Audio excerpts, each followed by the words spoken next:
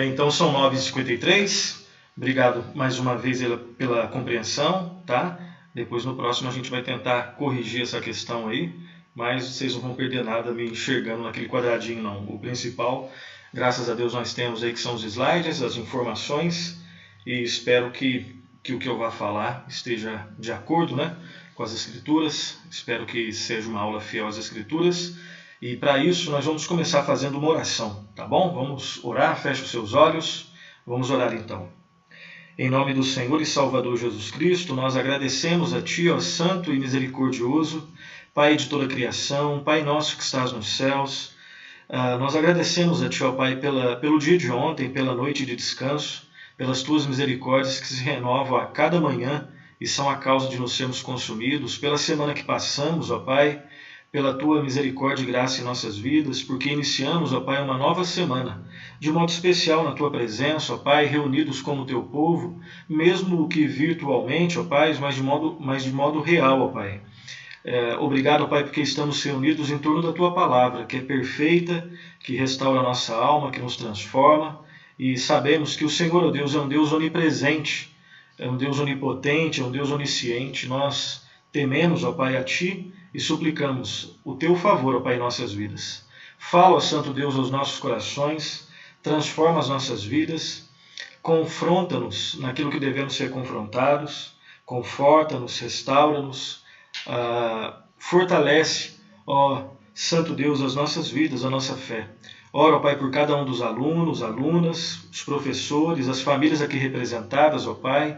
Ora, ó Pai, por aqueles que estão enfermos, ó Pai, os nossos alunos que estão enfermos, e suplicamos, ó Pai, pelo fortalecimento da fé de cada um deles e também, ó Pai, pela cura, ó Pai, de cada um deles. Perdoa, Pai, os nossos pecados e ensina-nos a melhor te servir em nome de Jesus. Amém. Amém. Meus irmãos, então, meus irmãos e minhas irmãs, vamos dar início então à nossa aula. Hoje nós vamos, vocês já podem olhar aí o tema, União com Cristo. Eu quero de maneira muito, mas muito breve, relembrar o que nós já vimos até agora, tá? Com a professora Simone, com a professora Elza e comigo também. Tá? Nós já vimos, então quero fazer uma lembrança bem rápida aqui do que nós já vimos até agora. Nós começamos lá no início do ano, apresentando a nossa classe, nós tivemos uma aula com o professor Teruya, ele apresentando. Nós tivemos 3 aulas sobre a Bíblia Sagrada, falando sobre as Escrituras, sobre a sua inspiração e inerrância, sobre a sua suficiência, sobre a sua autoridade. Nós também tivemos uma aula sobre a pessoa de Deus, nós tivemos uma aula sobre a criação, sobre o pecado original, nós tivemos 2 aulas sobre a pessoa de Jesus Cristo, nós tivemos também 2 aulas sobre a aplicação da salvação, e depois 2 aulas sobre a pessoa do Espírito Santo, e depois as 2 últimas aulas sobre a santificação do discípulo.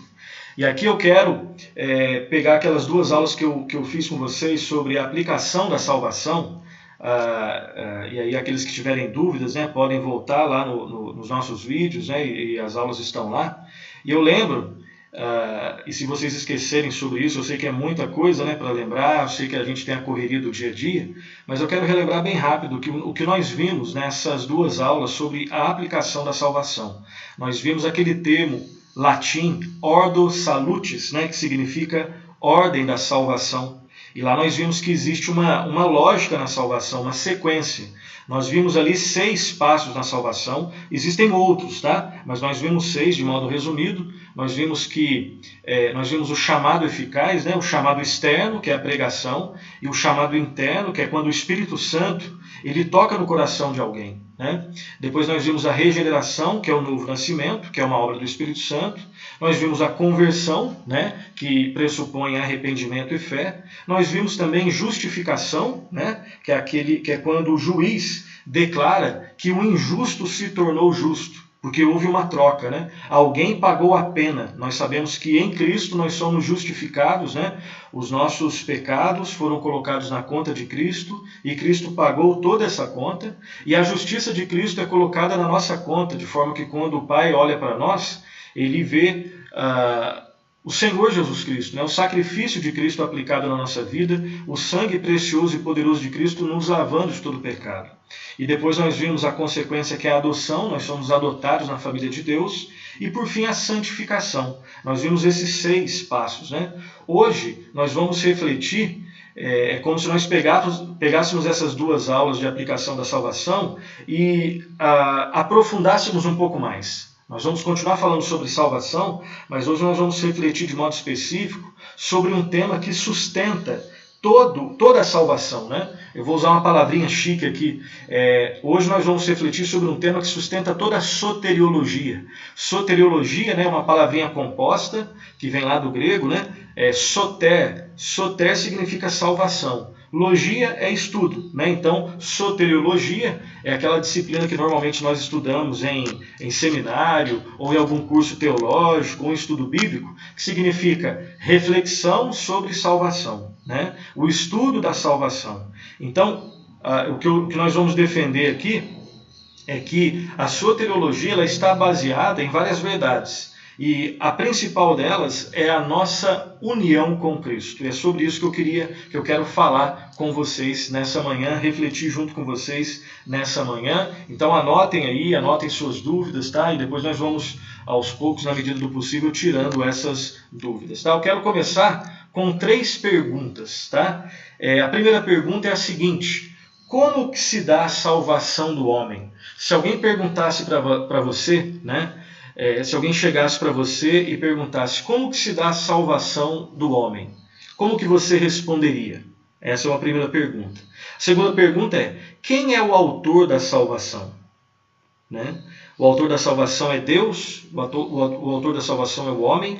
O autor da salvação, na verdade, não é um autor no singular. Na verdade, vamos supor que seja um misto, né?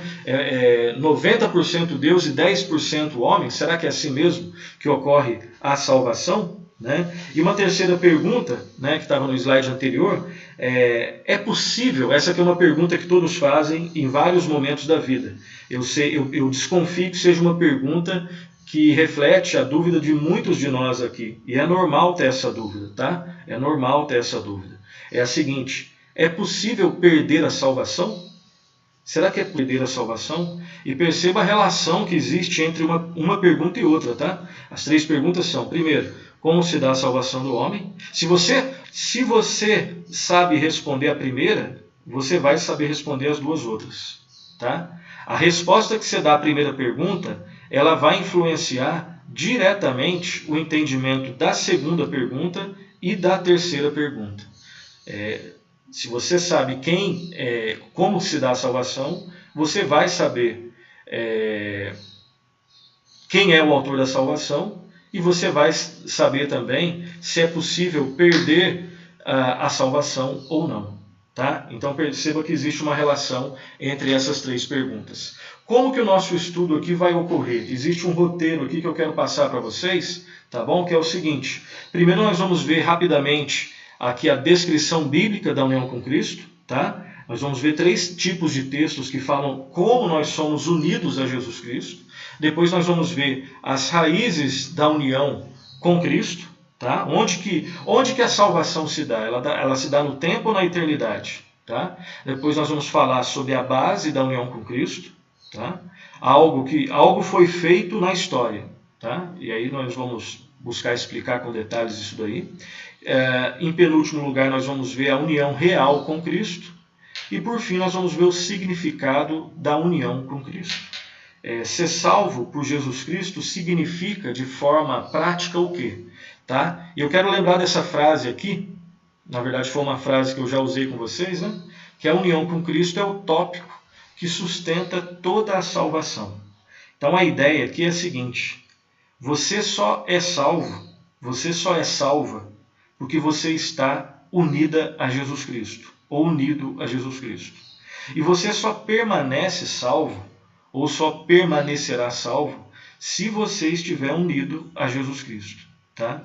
Então, a pergunta é sempre essa. Principalmente nos momentos de dúvida, nos momentos de dificuldade, essa é uma pergunta que a gente tem que fazer. Jesus Cristo abandona aqueles que são seus? Né? Quando você olha as Escrituras, desde Gênesis a Apocalipse, Você sabe que Jesus é o pastor e o seu povo, né, é formado pelas suas ovelhas, correto? Né? Nós bem sabemos disso em vários textos. A pergunta que eu te faço é, você já viu Jesus Cristo abandonando alguma das ovelhas por quem ele morreu? Essa é uma pergunta muito séria, né? Essa é uma pergunta muito séria e eu acho que eu já estou respondendo um pouco aquelas perguntas que nós fizemos no início, tá? Mas sem adiantar muito, vamos para os textos, tá? Aqui primeiramente eu quero ver com vocês aqui a descrição que o Novo Testamento faz da nossa união com Cristo. Preste atenção nisso daqui. O Novo Testamento, então, ele descreve a verdade de que nós, né, os crentes, nos tornamos um com Cristo de três maneiras. Três maneiras. Então existem três classes ou três tipos de textos que tratam sobre isso. Primeiro tipo de texto, tá? O primeiro time de textos aqui, algumas vezes os autores do Novo Testamento, eles ensinam que os crentes estão em Cristo, tá? Aqui eu já vou adiantar para vocês. Existem três classes de textos. Tem um tipo de texto que diz que nós estamos em Cristo, um segundo tipo de texto que diz que Cristo está em nós, e tem uma outra leva de textos que falam as duas realidades ao mesmo tempo. Primeiro vamos analisar o primeiro tipo de texto. Aqueles textos que deixam bem claro que os crentes estão em Cristo. Então, dois textos aí, né, vocês podem acompanhar a leitura. 2 Coríntios 5,17, lá está escrito assim, e assim, se alguém está em Cristo, é nova criatura. As coisas antigas já passaram, e eis que se fizeram novas. Perceba aqui, ó, se alguém está em Cristo, então nós estamos nele, né? E se alguém está em Cristo é nova criatura. E perceba lá que em Filipenses 3, 8, 9 está escrito assim, sim, deveras considero tudo como perda por causa da sublimidade de Cristo Jesus, meu Senhor, por amor do qual perdi todas as coisas e as considero como refúgio para ganhar a Cristo. Opa, já fugiu aqui o texto, mas eu vou continuar para vocês. E ser achado nele, não tendo justiça própria, que procede de lei, senão a que é mediante a fé em Cristo, a justiça que procede de Deus, baseada na fé. Então perceba que nos dois primeiros tipos de textos, no primeiro tipo de texto, né, nós citamos dois textos, mas tanto o primeiro quanto o segundo, tanto 2 Coríntios quanto Filipenses, deixam bem claro que os crentes estão em Cristo. Agora tem um segundo tipo de texto, que é esse daqui que eu vou mostrar para vocês, que falam o contrário, mas é a mesma coisa, né? Falam que Cristo está em nós. Primeiro tipo, nós estamos em Cristo. Segundo tipo de textos, Cristo está em nós. Por questão de tempo, nós vamos ver só um, mas depois você pode conferir aí na sua Bíblia, Colossenses 1:27, Romanos 8:10, 2 Coríntios 13:5 e Efésios 3:17. Mas agora nós vamos ler só Gálatas 2:20, tá? Lá está escrito assim, logo, já não sou eu quem vive, mas Cristo vive em mim. E esse viver que agora tenho na carne, vivo pela fé no Filho de Deus, que me amou e a si mesmo se entregou por mim. Olha só, Cristo vive em mim. O cristão é aquele que já não vive só ele. Ele não é o Senhor da sua vida. Ele tem um outro Senhor. Cristo está vivendo nele. Então perceba essa diferença. E perceba que é uma diferença que é complementar, não é contraditória. Isso que eu quero que vocês entendam também, tá? Nós estamos apresentando três tipos de textos que falam sobre a mesma realidade, mas esses três tipos de textos, eles apresentam diferenças que se complementam, que se encaixam de forma perfeita, tá bom? Não são diferenças que vão entrar em contradição, tá? Então nós estamos tentando entender a união com Cristo. Como que um homem e uma mulher, que antes eram mortos espirituais, agora têm vida em Jesus Cristo. Isso só existe porque Cristo está unido àquelas pessoas. Ou aquelas pessoas estão unidas a Cristo. Tá bom? O último tipo de texto, né? Existem essas três passagens aí, todas no Evangelho de João, né? Todas em João, nas quais esses dois conceitos, né? De que nós estamos em Cristo e de que Cristo está em nós, elas são combinadas no mesmo versículo. Tá? Isso aqui é muito precioso. Na verdade, tem duas passagens no Evangelho de João e uma passagem na Epístola de João. Tá? Então, João 6,56 está escrito assim, quem comer a minha carne e beber o meu sangue permanece em mim e eu nele. Aqui é uma referência à ceia do Senhor. Tá? Aqui uma referência à ceia do Senhor. Então, aquele que participa da ceia do Senhor de modo correto, ele está se apropriando de Cristo e Cristo está vivendo nele. Né? Olha só, quem comer a minha carne e beber o meu sangue, permanece em mim e eu nele. As duas coisas ao mesmo tempo. Nós em Cristo e Cristo em nós. E João 15, 4, está escrito assim: permanecei em mim e eu permanecerei em vós. Como não pode o ramo produzir fruto de si mesmo, se não permanecer na videira, assim nem vós o podeis dar, se não permanecerdes em mim. Então, olha só, tanto no primeiro texto quanto no segundo texto, as duas realidades ao mesmo tempo. Quais realidades? Cristo em nós e nós em Cristo. Permanecei em mim e eu permanecerei em vós.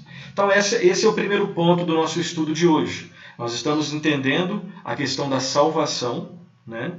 E a questão da salvação não é algo periférico, é algo fundamental e central na vida cristã, principalmente em momentos de dificuldade, né? Em momentos como esse que a gente está passando, em momentos quando nós perdemos alguém muito querido, momentos quando nós estamos enfermos, momentos quando nós sentimos medo da vida e medo da morte, né? Ou em momentos de paz. Esse é um assunto fundamental, porque no final das contas, resta saber se nós somos salvos ou não. Né? E nós vimos lá nos nossos estudos anteriores, né? Em todos os estudos anteriores, que alguém só tem paz real se estiver salva. E como que uma pessoa é salva? Pela graça de Deus. E o sinal de que a graça de Deus está atuando na vida da pessoa é a existência de arrependimento e de fé. Fé em quem? Na pessoa do Senhor Jesus Cristo. Uma pessoa só é salva se ela estiver em Cristo, se Cristo estiver nela. Tá? Então, esse é o primeiro ponto que eu quero deixar com vocês. Agora eu começo com uma pergunta para tentar entender esse segundo tópico, que são as raízes da nossa união com Cristo. A ideia é a seguinte: quando que essa união se deu? Quando que isso aconteceu? Foi no tempo ou foi na eternidade? E aí eu vou pedir ajuda, né, para Efésios, capítulo 1, versículo 3 a 5, que está escrito assim: bendito Deus e Pai de nosso Senhor Jesus Cristo, que nos tem abençoado com toda sorte de bênção espiritual nas regiões celestiais em Cristo.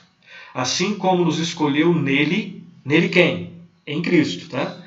Antes da fundação do mundo, para sermos santos e irrepreensíveis perante Ele, e em amor nos predestinou para Ele, para a adoção de filhos, por meio de quem? De Jesus Cristo, segundo o beneplácito, né, o bom prazer de sua vontade. Então, segundo a boa vontade de Deus, Ele nos elegeu, nos uniu a Cristo, quando? Lá na eternidade. Antes de nós existirmos, já existia a união com Cristo. E aí eu sei que de repente isso daqui provoca algumas perguntas, né? Porque, como assim? Né? Como que a gente foi eleito na eternidade, sendo que a gente nem existia ainda? Aqui nós temos uma das várias verdades das Escrituras que nós entendemos em parte, mas em parte a gente não entende. Né? Nós somos seres do tempo. Isso aqui é importante a gente entender. Né? Eu e você, todos nós aqui, nós somos seres que nós tivemos um início. Deus não tem início, nós tivemos um início. Né? E nós entendemos as coisas do tempo. Nós temos uma dificuldade muito grande, e na verdade uma incapacidade, de entender coisas da eternidade. Tudo que a gente pensa considerando aquelas categorias de passado, presente e futuro. Né? E tanto é que um exercício que eu posso dar para vocês, né, que eu não consigo cumprir e acho que vocês não conseguem também, que é o seguinte: tenta pensar na eternidade. Tenta pensar que você agora está na eternidade, ou seja, passa 1 ano, 2 anos, 5 anos, 10 anos, 15, 20, 100 anos, 1000 anos, 10 mil anos, 100 mil anos, 1 milhão de anos, 1 milhão e 500 mil anos. E aí eu sei que já está ficando chato, né? Mas aí, 2 bilhões de anos, 3 bilhões de anos. A gente até fala, mas não consegue imaginar o que significa isso. Eternidade é algo que não cabe na gente. Né? E aqui a gente pode ter certeza de que o texto deixa bem claro que nós fomos eleitos, né? E nós fomos unidos a Cristo quando? Desde antes dos tempos eternos. A Bíblia deixa bem claro. Tá? Se a sua pergunta é o que a Bíblia ensina sobre isso, é exatamente isso. A união com Cristo ela tem as suas raízes na eternidade. Agora, se você falar assim, explique em detalhes isso para mim, eu não consigo. Em detalhes, não consigo. Né? Deus consegue. E o que eu quero deixar com vocês, antes de ir para o próximo ponto, que é esse daí que já está na tela, a base da união com Cristo, que é o seguinte: isso não deve nos levar para a crise, na verdade, isso deve nos levar para o conforto, para o consolo. Né? Saber que o amor de Deus pelo seu povo, ele está fundamentado lá na eternidade, mesmo que você não entenda, isso daí primeiro é um sinal bom, porque você nunca vai entender todas as coisas de Deus. Né? Você não vai... olha só, eu não consigo entender nem as coisas aqui do mundo, quanto mais as coisas eternas. Né? Quanto mais as coisas eternas. Então isso não deve te levar para a tristeza, o fato de que você não entende tudo. Isso deve nos levar para a humildade e saber que nós devemos nos prostrar diante de um Deus que a gente entende em parte, porque Ele nos revelou na sua palavra, e tem partes que a gente não entende, a gente descansa nas verdades dele. Né? Então isso deve gerar consolo, conforto, esperança, fortalecimento da nossa fé. O quê? Saber que Deus nos uniu a Cristo antes de nós existirmos. Tá? E algo que é feito na eternidade não é perecível ao tempo. Algo que foi feito lá na eternidade, tempo nenhum vai fazer com que aquilo envelheça. Né? A gente sabe que quanto mais o tempo passa, né, as coisas vão ficando deterioradas, né? Inclusive a gente. Né? Uma coisa é o nosso corpo com 15 anos, outra coisa é o nosso corpo com 80 anos. Né? E a gente sabe que o tempo está passando sobre o nosso corpo quando nós vemos mudanças. Né? Quando nós vemos mudanças. Eu, por exemplo, né, eu tenho cheio de rugas aqui. Rugas essas que eu não tinha lá quando eu tinha 18 anos.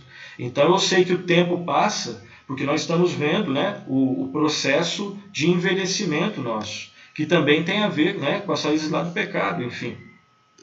E o tópico anterior deixa bem claro que a escolha graciosa e misericordiosa, bondosa, amorosa, né, de Deus pelo seu povo, ela foi feita lá na eternidade. Agora o terceiro ponto. Aquilo que foi feito lá na eternidade, ou seja, a união com Cristo, que foi planejada lá na eternidade, ela é executada no tempo. Tá? Aí que nós vamos falar sobre a base da união com Cristo. Algo que foi elaborado na eternidade é concretizado na história, no tempo e no espaço. A base da nossa união com Cristo foi algo que aconteceu realmente no tempo e no espaço. Né? Então, e a base disso é a obra redentora de Cristo na cruz do Calvário. Cristo realmente foi um personagem histórico que existiu no tempo e no espaço, que viveu nesse mundo, né, 33 anos, que veio com um objetivo de ir até a cruz, e ele foi até a cruz. Então ele sofreu, ele morreu, ele ressuscitou, né, e ele virá pela segunda vez buscar aqueles que são dele, as suas ovelhas. Ovelhas essas que estavam unidas a ele desde a eternidade. Mas para que isso acontecesse, algo deveria ser feito. Uma obra deveria ser feita. Porque o ser humano pecou. Lembra disso? O ser humano pecou. E o pecado ele tem como consequência a morte. E se não houvesse um substituto, nós estaríamos perdidos. Mas houve um substituto perfeito, que cumpriu toda a lei no nosso lugar, que morreu a nossa morte para nos dar uma vida verdadeira, nos unir a Ele. Então, vamos ler 2 textos aqui que deixam bem claro essa base da união com Cristo que foi feita na história. Mateus 1:21 está escrito assim: E lhe porás o nome de Jesus, porque Ele salvará o seu povo dos pecados deles. Então Cristo veio para salvar o seu povo. E essa salvação se deu na cruz do Calvário. João 10:26, quando Jesus diz aos incrédulos judeus, né, que estavam cercando ele ali: Mas vós não crestes, porque não sois das minhas ovelhas. As ovelhas de Cristo creem em Cristo. as ovelhas que não são de Cristo não creem em Cristo. Né?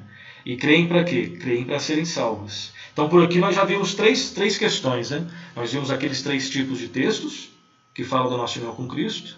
Nós vimos que as raízes da nossa união com Cristo estão fundamentadas na onde? Na eternidade. E nós vimos que a base da união com Cristo está fundamentada no tempo e no espaço, na história, naquilo que aconteceu lá na cruz. Agora, isso tem que ser aplicado em nossa vida.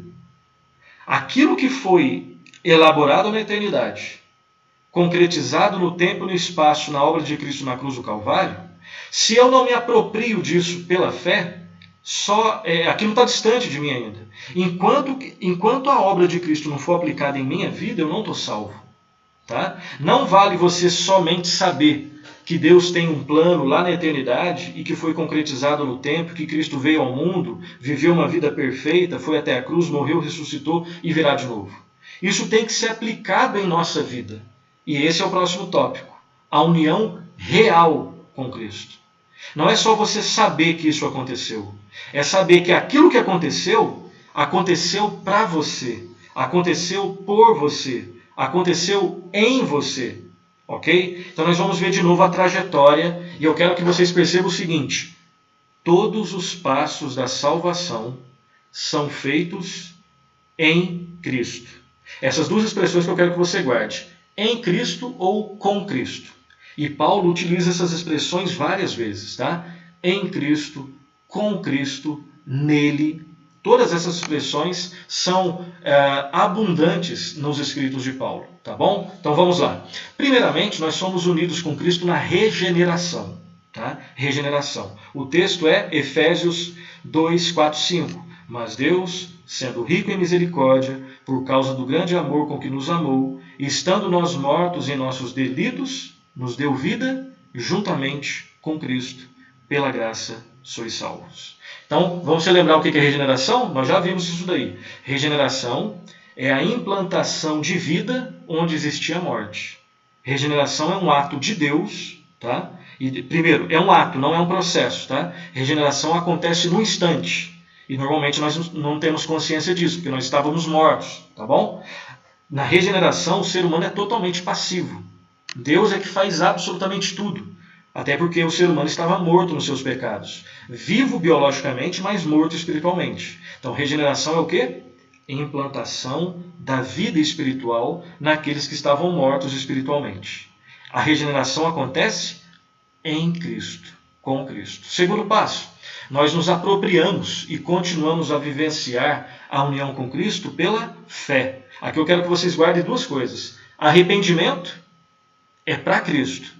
E fé é sempre fé em Cristo. 2 textos, Gálatas 2:20, porque eu, mediante a própria lei, morri para a lei, a fim de viver para Deus. Estou crucificado com Cristo.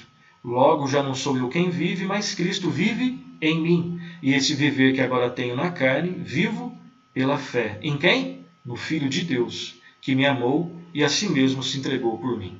E Efésios 3, 14 e 17 está escrito assim: por esta causa me ponho de joelhos diante do Pai, de quem toma o nome toda a família, tanto no céu como sobre a terra, para que, segundo a riqueza da sua glória, vos conceda que sejais fortalecidos com poder, mediante o seu Espírito no homem interior, e assim habite Cristo no vosso coração, pela fé, estando vós arraigados e alicerçados em amor.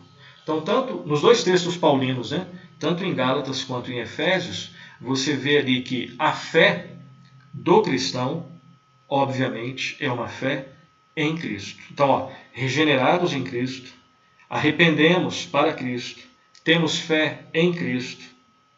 Próximo passo, justificados. Só relembrando que nós já vimos também numa aula anterior, né?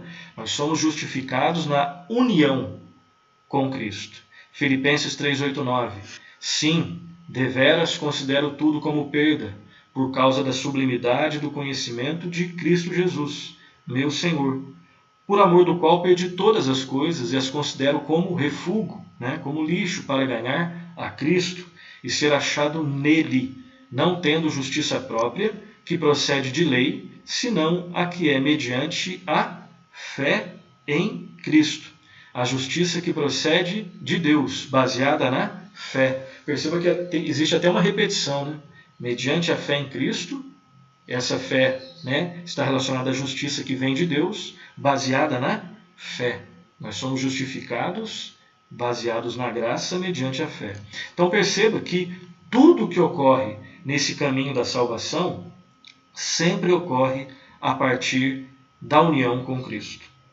Regenerados em Cristo, arrependemos para Cristo, temos fé em Cristo, justificados em Cristo. Próximo passo, nós somos santificados por meio da nossa união com Cristo. João 15, 4, 5, eu vou repetir o texto que nós já lemos nessa aula, tá? Porque esse texto de João é muito emblemático, muito fundamental. João 15, 4, 5 está escrito assim: permanecei em mim e eu permanecerei em vós. Como não pode o ramo produzir fruto de si mesmo se não permanecer na videira, assim nem vós o podeis dar se não permanecerdes em mim. Eu sou a videira, vós os ramos. Quem permanece em mim e eu nele, esse dá muito fruto, porque sem mim nada podeis fazer. E principalmente no finalzinho, né? Quem permanece em mim e eu nele, esse dá muito fruto, porque sem mim nada podeis fazer. Aqui um detalhe, né, que nós já falamos, eu quero repetir, falamos nas aulas anteriores, eu quero repetir aqui, é o seguinte: nesse caminho da salvação existem alguns aspectos que são pontuais, outros aspectos que são processuais. O que significa isso? Por exemplo, regeneração, nós vimos que não é um processo, é algo que acontece uma vez só, instantâneo. Ninguém é regenerado 2 vezes ou 3 vezes. A pessoa ou está regenerada ou não está regenerada. Tá? Regeneração é aquele, né, que nós já vimos, é a implantação de vida. Né? Um outro exemplo de um processo da salvação, de um ponto da salvação que realmente é pontual, de um aspecto da salvação que é pontual: justificação. Justificação não é um processo. Justificação é uma declaração do juiz. Ele diz: está justo. Quando uma pessoa se arrepende e crê em Cristo, lá no tribunal de Deus, né, a imagem da justificação é um termo legal, é um termo lá do mundo jurídico. Então a ideia é que o juiz pronuncia a sentença: está justo, está justificado. E esse juiz não volta atrás. Esse juiz não erra e nem volta atrás. Então, tanto a regeneração quanto a justificação, elas são aspectos lá do caminho da salvação que são pontuais, acontecem num ponto. Agora, existem outros que são processuais. O que nós vimos anteriormente, a santificação, assim como esse que nós vamos ver agora, a perseverança, elas são processuais. É um processo que dura a vida toda. Santificação vai durar a vida toda. Perseverança é para todos os dias da sua vida. E aí, na regeneração e na justificação, nós sabemos que são atos totalmente de Deus. Agora, a santificação e na perseverança são processos onde o homem também tem participação. Só que com um detalhe, nós vimos lá em João, né? Sem mim, nada podeis fazer. Não pense porque você é chamado a participar da salvação, e isso é uma verdade, né? É você que deve orar, é você que deve ir à igreja, é você que deve participar do corpo de Cristo, é você que deve ler as Escrituras. Tudo, essas são responsabilidades e bênçãos que Deus nos dá. Mas você não conseguirá fazer isso da maneira correta sem a ajuda de Deus. Tá? Então, na santificação, o homem trabalha e Deus trabalha. Na perseverança, o homem trabalha e Deus trabalha. Mas como que é esse trabalho? O trabalho do homem é independente? Não. É totalmente dependente de Deus. Lembre-se disso. Cristo dizendo: sem mim, nada podeis fazer. Nada, absolutamente nada. Nós temos que fazer, mas só fazemos pela graça de Deus. Tá bom? Próximo passo, como eu já adiantei, a perseverança também ela é processual. Né? E o ponto que nós queremos destacar aqui é o seguinte: perseveramos na vida de fé em união com Cristo. Sempre com Cristo. Tá? 2 textos. Preste atenção nesses 2 textos. Tá? Primeiro texto deixa bem claro a soberania. Ele exalta mais a soberania divina. No segundo texto, existe um foco maior na responsabilidade humana. Tá? Soberania de Deus, responsabilidade do homem. Primeiro texto, João 10, 27 e 28. As minhas ovelhas ouvem a minha voz, eu as conheço e elas me seguem. Preste atenção. Eu lhes dou a vida eterna. Jamais perecerão. E ninguém as arrebatará da minha mão. Lembra das 3 perguntas lá no início? Se é possível um crente perder a salvação? Um crente genuíno? Ele pode errar, ele pode falhar, ele vai, infelizmente, pecar, ele pode se desviar. Agora, se perder totalmente, esse é um dos textos. Ninguém as arrebatará da minha mão. E o Mateus 24:13. Aquele, porém, que perseverar até o fim, esse será salvo. Realmente, isso é totalmente verdade porque está na Escritura. Aquele, porém, que perseverar até o fim, esse será salvo. Mas ninguém consegue perseverar até o fim sem a graça de Deus e sem o poder do Espírito Santo atuando em nossa vida. Sem mim nada podeis fazer, são palavras de Cristo. Então, para a nossa compreensão da salvação, orientada pelas Escrituras, nós temos que considerar todos esses textos. Tá bom? Próximo passo, a Bíblia também ensina que nós morreremos em Cristo. Então preste atenção, antes de entrar nesse ponto.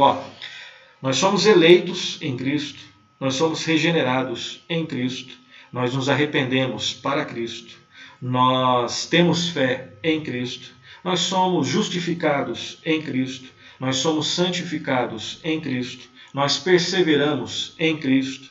Mas será que é tudo em Cristo? Exatamente, graças a Deus. Porque se a minha salvação estivesse dependendo do meu desempenho, eu nunca seria salvo. Não é que eu perderia a salvação, eu nunca seria salvo. Porque eu nunca teria salvação por mim mesmo. E o próximo ponto, assim como nós vivemos em Cristo, esse ponto agora deixa bem claro que a Bíblia ensina que nós morreremos em Cristo. Romanos 14:8. Porque se vivemos, para o Senhor vivemos. Se morremos, para o Senhor morremos. Quer, pois, vivamos ou morramos, somos de quem? Do Senhor. E aqui é o Senhor Jesus Cristo. Tá? Então a Bíblia nos ensina que nós, desde o início até o fim, nós estamos em Cristo. Só existe alguma virtude em nossa vida porque ela é de uma outra pessoa que foi colocada na nossa conta. Nós não somos virtuosos naturalmente. Nós somos, na verdade, viciosos naturalmente. O crente é aquele que vive em Cristo e é aquele que morre também em Cristo. E mais, tem mais, não acabou não. A Bíblia também nos ensina que nós seremos ressuscitados em ou com Cristo. 1 Coríntios 15:22. Porque assim como em Adão todos morrem, assim também todos serão vivificados em Cristo. A ideia aqui do vivificado, é a ideia da ressurreição. No primeiro Adão nós morremos, no segundo Adão nós ressuscitamos. Todas as pessoas do mundo, aquela frase daquele puritano lá do século XVII, todas as pessoas que já passaram, que estão e que passarão por esse mundo, ou elas estão penduradas no primeiro Adão ou penduradas no segundo Adão. Não existe uma terceira opção. Não existe uma terceira opção. E somente em Cristo é que nós temos vida. E o último ponto é esse daqui. A Bíblia também nos ensina que nós seremos glorificados em Cristo. Colossenses 3:4, olha só. Lá está escrito assim: quando Cristo, que é a nossa vida, se manifestar, então vós também sereis manifestados com Ele em glória. Então, desde o início, todo o caminho, desde a eternidade passada, passando por todo o tempo e indo até a eternidade futura, o cristão, o povo de Deus, é aquele que está em Cristo. É por isso que a união com Cristo é o tópico que sustenta toda a soteriologia, todo o caminho da salvação. Então aqui o resumo, Resumindo, nós podemos dizer que a nossa união com Cristo tem sua fonte na eleição em Cristo, antes da criação do mundo, ou seja, não tem nenhum mérito para o ser humano, tá? Nenhum mérito, porque a gente nem existia nessa época.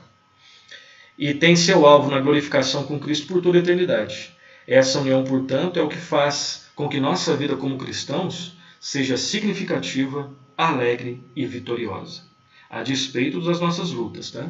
Nós somos peregrinos estrangeiros na terra, mas Cristo vive em nós para sempre. A alegria do cristão, ela deve estar na pessoa do Senhor Jesus Cristo. A alegria do cristão ela está no Senhor Jesus Cristo. Aproximando já do nosso final, vamos caminhando mais um pouco. Qual que é o significado disso para nós? O significado da união com Cristo. E essa frase aqui existe. Essa frase aqui nos ensina. Ela deve provocar em nós. Olha só. Ao mesmo tempo que é um fato, a união com Cristo também é um dever. É um fato por quê? Porque a Bíblia ensina de modo claro, claríssimo. Ao mesmo tempo é um dever. A união com Cristo é um imperativo na vida do cristão. Né? E preste atenção nesse versículo. Olha só, na verdade são 2 versículos, tá? Filipenses 2, 12, a parte B, você pode conferir aí na sua Bíblia. E até o 13, tá? O 13 inteiro. Então, Filipenses 2, 12b até o 13, está escrito assim: desenvolvei a vossa salvação com temor e tremor, porque Deus é quem efetua em vós tanto querer como realizar, segundo a sua boa vontade. Olha só, esse versículo nós já lemos na nossa aula, né, quando nós falamos sobre a questão da salvação, da aplicação da salvação, né, e aqui eu quero reler com você. No versículo 12, a parte B, nós temos uma ênfase maior no quê? Na responsabilidade minha e sua, na responsabilidade humana no que se refere à santificação. No versículo 13, nós temos uma ênfase maior na soberania divina e na nossa total dependência de Deus. Tá bom? Perceba que em 2 versículos, né, um depois do outro, 2 versículos sequenciais, nós temos aquelas 2 verdades que nós não entendemos na lógica humana, mas que a Bíblia ensina de modo muito claro. Quais são essas 2 verdades? Soberania de Deus, responsabilidade humana. A Bíblia ensina de modo claríssimo, tá? Claríssimo. E quando a gente para e fica tentando, né, entender em detalhes, a gente entra até em parafuso, né? Mas perceba que é simples de entender. Por exemplo, antes de entrar no ensino do texto, eu quero fazer um teste aí com você. Um teste que vai tentar provar, eu não sei se eu vou conseguir, mas espero que sim, provar que há um sentido que é fácil entender a relação entre soberania divina e responsabilidade humana. Há um sentido que é muito fácil. Só fica difícil quando a gente senta e fica olhando para o céu e tentando entender as outras pessoas. Mas tente olhar esse assunto para você. Por exemplo, nós estamos numa aula de escola dominical virtual, correto? Ok. São 10h35 e tem vários alunos aqui. Aqui está dizendo que, na minha tela, aqui está dizendo que tem 15 espectadores, tá bom? Então tem vários aqui, né? A Elisângela, a Elza, a Andressa, a Jack, enfim, tem Ione, tem várias alunas e vários alunos, Laís, enfim, ok. Eu pergunto para vocês, vocês estão aqui porque vocês foram forçados a abrir o computador ou porque vocês fizeram uso da liberdade de vocês? Infelizmente a gente não vai poder trocar ideias aqui, né? Mas responda aí para você. Você está participando dessa aula virtual da Escola Bíblica Dominical da Igreja Presbiteriana de Pinheiros porque você foi forçado a estar aqui ou foi porque você quis? Eu tenho certeza que foi porque você quis. Tanto é que eu também estou dando essa aula, embora seja a minha responsabilidade, mas eu não estou aqui forçado. Se eu não quisesse, né, eu não daria essa aula. Claro que isso teria consequências, né, na minha consciência, né, com as pessoas que eu assumi, enfim, mas eu não estou sendo forçado a dar essa aula. Eu estou dando essa aula porque é minha responsabilidade e eu quero dar essa aula. Então, olha só, que essa primeira pergunta ela lida mais com o versículo 12. Agora eu pergunto para você, nessa sua escolha que você fez de estar aqui até agora assistindo essa aula, você está totalmente desconexo de Deus? Deus não é soberano sobre essa sua escolha? Será que isso não tem nada a ver com a soberania de Deus? Pode ter certeza que sim. Em primeiro lugar, eu e você, nós só estamos vivos porque Deus quer que nós estejamos vivos. Mais do que vivos, eu e você só temos condição, né, de ter um computador, de olhar para um computador, de ouvir a voz das pessoas, de entender uma aula, né? Você está sentado, né? Você tem essa cadeira aí, graças a Deus. Você tem uma casa, graças a Deus. Você tem uma internet, graças a Deus. Aí você pode falar assim, ó, não é graças a Deus, não é porque eu trabalho. Ué, mas calma aí. Primeiro, você está vivo, porque Deus, né, permite isso. Você tem capacidades que Deus te deu, quer você reconheça ou não. Você tem um trabalho que dá condições para isso. Você tem ar, você só respira. Tem gente que hoje, nesse exato momento, não tem condições de respirar, ou tem muita dificuldade em respirar. E Deus é soberano tanto na vida dele quanto na nossa vida. Então perceba que há um sentido em que é simples entender a questão de como se relaciona a soberania de Deus e responsabilidade humana. Graças a Deus eu estou aqui usando a minha liberdade para dar essa aula e você está aí, graças a Deus, usando a sua responsabilidade e liberdade para assistir essa aula. Tá? Agora, quando a gente deixa a Bíblia de lado e fala assim, mas e os índios lá? E o que vai acontecer com aquelas outras pessoas? Não. Soberania de Deus e responsabilidade humana, sempre olhe para você. Né? Então, fazendo esse parênteses e voltando para o nosso texto. Olha só, a união com Cristo ela é um fato porque é ensinada na Bíblia e é um imperativo, é uma ordem também ensinada na Bíblia.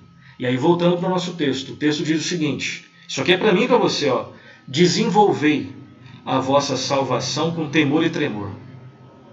Isso aqui é para nós. E aqui desenvolver a salvação, no caso aqui é a santificação, tá? Aqui é desenvolvam a sua salvação, ou seja, a santificação com temor e tremor.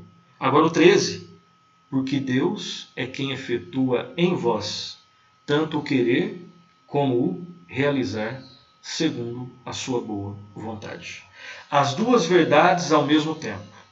A gente não consegue entender tudo nos pormenores, isso é verdade. Mas a Bíblia ensina e você sabe que isso é verdade. Você, por exemplo, você sabe muito bem, assim como eu sei, que a gente só consegue fazer coisas boas, perdoar coisas que são a princípio imperdoáveis, porque Deus efetua em nós tanto o querer como o realizar. Se for deixar para nós, nós não perdoamos. Se for deixar para nós não cumprimos as nossas responsabilidades. Eu sei muito bem o que eu faço tranquilamente. O que eu faço muito fácil é errar. Nisso eu sou infelizmente bom, errar. Agora, para acertar, é só pela graça de Deus atuando na minha vida. Para acertar do nível que Deus quer. Né? Do nível que Deus quer. É só pela graça de Deus atuando em minha vida. Tá? Então é nesse ponto que nós dizemos que a nossa união com Cristo é tanto um fato, porque a Bíblia ensina, como um imperativo, uma ordem. Ou seja, eu devo buscar estar cada vez mais unido a Cristo. Eu devo escolher cada vez mais coisas que me aproximam de Cristo. Coisas que me unam ao Senhor Jesus Cristo. Quais são essas coisas? Eu devo orar, porque a oração me aproxima de Cristo. Eu devo ler a Bíblia, porque a Bíblia me aproxima de Cristo. Eu tenho que conversar com pessoas que são cristãs, porque nessas conversas eu me aproximo de Cristo. Eu devo congregar, porque a congregação é uma ordem de Cristo e eu sei que eu vou aprender mais de Cristo congregando com meus irmãos. Né? Vamos daqui a pouco para o próximo tópico. Espero que os irmãos estejam entendendo. Qualquer dúvida, por favor, levantem as questões aí que nós vamos aprendendo juntos. Tá? Perceba que todo o processo soteriológico ele acontece em união com o Senhor e Salvador Jesus Cristo. Só vou esperar que o slide passar aqui, que eu ainda estou tentando me enturmar aqui com essa tecnologia. Ele demora um pouquinho, tá? Até agora eu estava entrosado, agora aqui que ele está demorando.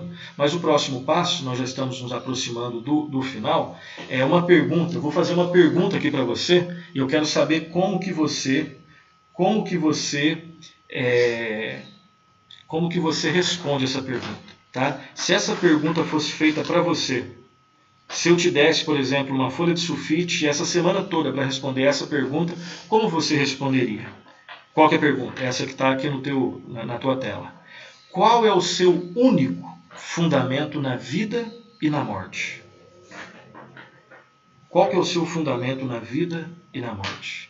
Não sei como que você responderia, mas esse documento aqui, que eu incentivo você a conhecê-lo, tá? É um livrinho muito pequeno, chamado Catecismo de Heidelberg. Heidelberg é uma cidade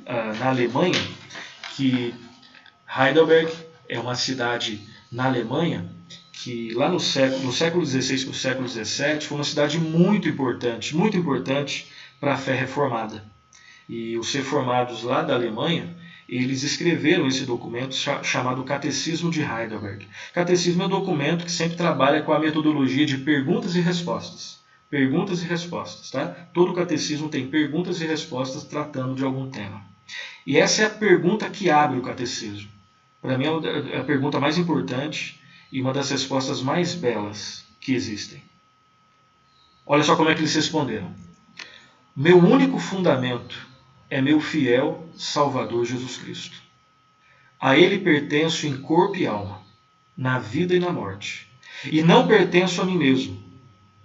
Com seu precioso sangue Ele pagou por todos os meus pecados e me libertou de todo o domínio do diabo.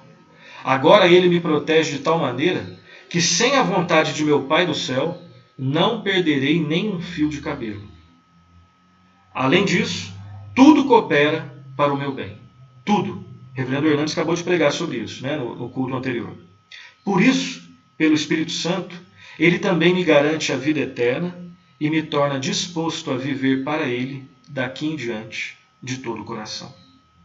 Queria comentar um pouco, mas eu já estou passando do tempo, tá? Mas depois vocês vão ter esse material aí, depois vocês reflitam e depois nas letras minúsculas aqui tem os textos que serviram de referência nas Escrituras para eles elaborarem essa resposta. O único fundamento na vida e na morte é a pessoa do Senhor Jesus Cristo e sua obra que foi feita lá na cruz do Calvário. Obra que é única, perfeita, irrepetível e suficiente. Ela nunca vai mais se repetir porque não precisa. Ela é de uma vez por todas. Ela é suficiente, não precisa ser complementada. A ideia é que eu e você, nós devemos buscar cada vez mais ter essa certeza e nos apropriarmos dessa verdade, de que em Jesus Cristo nós temos absolutamente tudo o que nós precisamos. Último slide e eu termino com as seguintes palavras. Não somos salvos até que sejamos feitos um com Cristo. Ou seja, enquanto uma pessoa não está em Cristo, ela não é salva. E permaneceremos salvos, por quê? Apenas porque permanecemos em união com Cristo. Ou seja, até que alguém não esteja em Cristo, ela não está salva. Se ela está em Cristo, ela está salva. E essa salvação vai até onde? Até a união com Cristo. Ou seja, em Cristo, é somente em Cristo que existe salvação. E lembre-se daquele versículo lá em João. Né?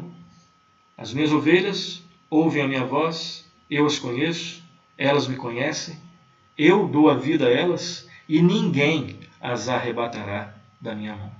Ou seja, alguém que foi salvo lá na eternidade, essa salvação foi concretizada no tempo, isso é para sempre. Tá? Com isso, nós não estamos dizendo que existem momentos de dúvida, é possível que nós tenhamos dúvidas, é possível que às vezes nós não tenhamos certeza. Tá? As dúvidas elas tiram essa questão da certeza, mas lembre-se, você não é salvo porque tem certeza da salvação. Você é salvo pela graça de Deus e pela fé no Senhor Jesus Cristo. O ideal é que nós tenhamos tanto a salvação quanto a certeza da salvação. Mas existem pessoas, obviamente, que são salvas, embora não tenham certeza da salvação. Como que eu sei que eu sou salvo? Perguntas que você deve fazer. Eu me arrependi e continuo me arrependendo dos meus pecados? Eu criei e continuo crendo no Senhor Jesus Cristo como meu único Salvador e Senhor? Se a resposta é sim, isso só é verdade porque o Espírito Santo tocou no seu coração. Isso só é verdade porque Deus atuou em você. E aquele que começou boa obra em vós há de completá-la até o dia de Cristo. Tá? Esse estudioso aqui, o James Stewart, num livro chamado O Homem em Cristo, ele afirma o seguinte, olha só que frase. O cristianismo não é um sistema especulativo. O cristianismo é uma qualidade de vida. A vida em Cristo. Cristo veio à Terra não só para pagar o preço da nossa salvação, a dívida impagável. Ele também veio para levar-nos para dentro e manter-nos dentro da viva união com Ele mesmo. Pela união com Cristo, nós recebemos todas as bênçãos espirituais. todas as bênçãos espirituais. E é à luz disso que eu termino com essa seguinte frase. A vida cristã, ela consiste basicamente em conhecer a Cristo, prosseguir em conhecer a Cristo e permanecer em Cristo. Não existe nada de bom fora de Cristo para a salvação. Na verdade, fora de Cristo só existe condenação. Só condenação. Em Cristo é que existe salvação. E a vida cristã consiste basicamente nessas três verdades. Conhecer a Cristo, prosseguir em conhecer a Cristo e permanecer em Jesus Cristo. Tá? Assim nós terminamos a nossa aula de hoje. Obrigado pela paciência. Espero que você tenha entendido, né? E que eu também tenha entendido que salvação só existe na pessoa e na obra de Cristo. E alguém só é salvo porque desde o início até o final ela está na pessoa de Cristo. Eu quero responder uma pergunta que foi feita aqui pelo Daniel. O Daniel perguntou se regeneração é novo nascimento. Obrigado pela pergunta, Daniel. Pergunta muito importante, tá? E a resposta é sim, tá? É sim. Dúvidas sobre isso, você pode... eu creio que nós abordamos um pouco isso daí, tá? Essa é uma questão muito importante. Nós abordamos um pouco quando nós falamos sobre a aplicação da salvação. Nós tivemos 2 aulas, 2 vídeos. No primeiro vídeo, nós ensinamos ali que regeneração é a mesma coisa que novo nascimento, tá? Embora sejam expressões diferentes, né? Regeneração e novo nascimento, mas elas apontam para a mesma realidade. Qual realidade? É a realidade de que aquele que estava morto nos seus delitos e pecados, aqueles que estavam mortos nas trevas, agora foram alvos da ação do Espírito Santo. E essa ação do Espírito Santo, ela ocorre justamente para dar o quê? Vida, nova vida, novo nascimento. Né? Um texto que ajuda a gente muito a entender isso é a conversa de Cristo com Nicodemos, né? João capítulo 3. Lá no comecinho do Evangelho de João, a conversa que Cristo tem com Nicodemos, né? E Cristo diz que ele deve nascer, importa-vos nascer de novo. Aí Nicodemos entra na dúvida, né? Como nascer de novo? Eu já nasci. Né? Nicodemos estava pensando, embora fosse um doutor da lei, né? Uma pessoa que entendesse bastante de teologia judaica, ele achava que fosse um nascimento natural. Não, é o nascimento espiritual. Por isso esse termo, novo nascimento ou regeneração, né? A implantação de uma nova vida. Muito obrigado, Daniel, pela pergunta. Tá? E talvez uma pergunta que muitos tenham, né, que nós fizemos lá no início, né, é se um crente genuíno pode perder a salvação. A pergunta que eu te faço, eu vou responder com uma pergunta. E termino a aula com essa pergunta. Você acha que alguém que foi eleito na eternidade em Cristo, que foi regenerado no tempo em Cristo, que foi justificado em Cristo, que se arrependeu para Cristo, que teve fé em Cristo, que está sendo que foi justificado em Cristo, essa mesma pessoa está sendo santificada em Cristo, está perseverando em Cristo. Essa pessoa viveu em Cristo, ela morreu em Cristo, ela foi glorificada em Cristo. Será que é possível essa pessoa perder a salvação?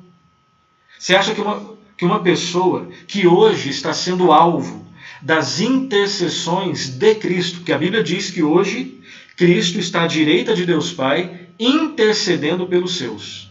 Você acha que alguém que é alvo das orações de Cristo, orações perfeitas, que sempre serão ouvidas pelo Pai, você acha que é possível uma pessoa assim perder a salvação? Só se dependesse dela. Como eu disse, se a salvação dependesse de mim, não é que eu perco a salvação, é que eu nunca fui salvo. Mas uma pessoa que realmente foi salva, ela vai até o fim. Por quê? Porque Cristo a preserva. Porque Deus, em Cristo, Espírito Santo, o Pai, o Filho e o Espírito Santo, a Trindade está envolvida na salvação dessa pessoa. Né? Então eu termino com essa palavra de esperança, né? Esperança e certeza. Tá bom? Então, muito obrigado.